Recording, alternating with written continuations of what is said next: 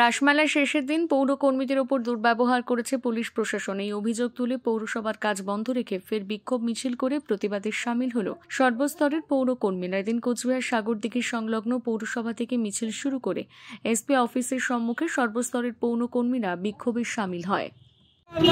আমাদের আন্দোলন চলবে শাস্তি চাই, বিচার চাই,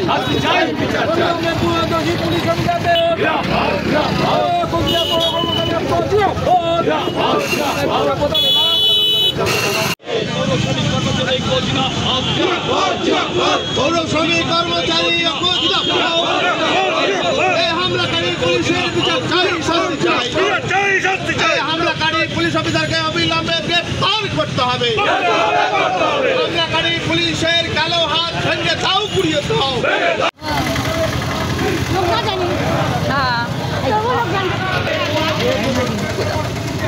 পূজা করে